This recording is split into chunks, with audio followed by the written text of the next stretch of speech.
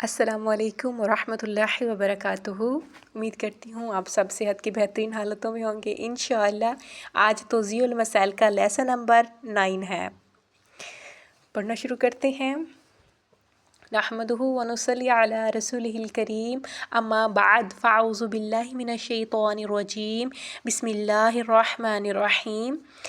بارش کا پانی، اگر کوئی چیز نجس ہو اور اس میں عین نجاست نہ ہو، اس پر ایک بار بارش ہو جائے تو جہاں جہاں بارش کا پانی پہنچا ہے وہ پاک ہو جائے گی، لیکن اگر بدن اور لباس پیشاب سے نجس ہو جائے تو ان دو مقام میں احتیاط واجب کی بنا پر 2 مرتبہ دھونا ضروری ہے۔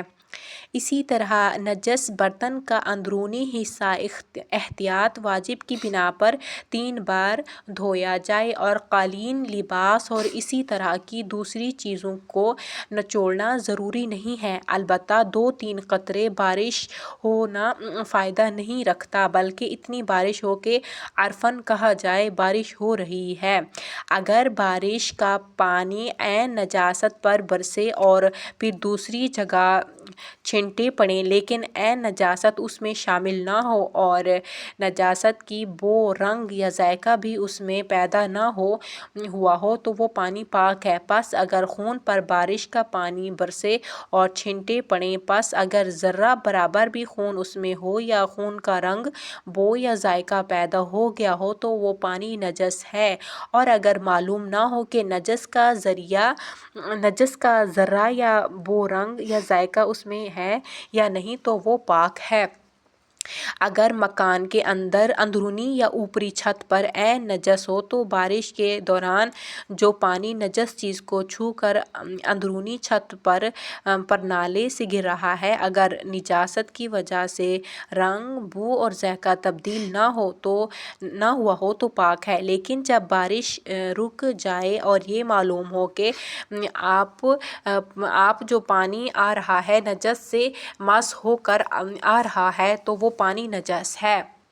نجس پانی پر اگر بارش ہو جائے تو وہ پاک ہو جاتی ہے، اور اگر بارش کا پانی زمین پر بہنے لگے اور بارش ہوتے وقت چھت کے نچلے حصے تک جو نجس ہے پہنچ جائے تو اس جگہ کو بھی پاک کر دے گا۔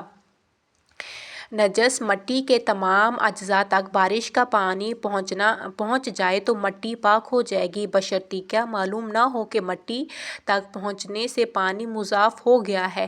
اگر بارش کا پانی ایک جگہ جمع ہو جائے، خواہ وہ 1 کوڑ سے کم ہی کیوں نہ ہو، بارش برسنے کے وقت اگر اس میں نجس چیز کو دھوئیں اور پانی میں نجاست کی بو، رنگ اور ذائقہ پیدا نہ ہو تو وہ نجس چیز پاک ہو جائے گی۔ اگر بارش کا پانی ایک گڈھے میں جمع ہو جائے اور گھوڑ سے کم ہو تو بارش کے رک جانے کے بعد اس پانی میں کوئی نجاست پہنچے تو وہ نجس ہو جائے گا۔ اگر اس پاک فرش پر جو نجس زمین پر ہے فرش ہو اور بارش ہوتے وقت پانی قالین سے نجس زمین تک پہنچ جائے تو فرش نجس نہیں ہوگا اور زمین پاک ہو جائے گی، مگر یہ کہ کوئی مضاف ہو جائے یا عین نجاست کی وجہ سے پانی کا رنگ، بو اور ذائقہ تبدیل ہو جائے تو زمین پاک نہیں ہوگی۔ جب بارش کا پانی ایک ایسے حوض پر برسے جس کا پانی نجس ہے اور اس کے ساتھ مل جائے اور عین نجاست کی صفات بھی پانی میں نہ ہو تو حوض کا پانی پاک ہو جائے گا۔ سبحانک اللہم و بحمدک، نشہد ان لا الہ الا انت، نستغفرک و نتوب الیک۔ السلام علیکم ورحمۃ اللہ وبرکاتہ۔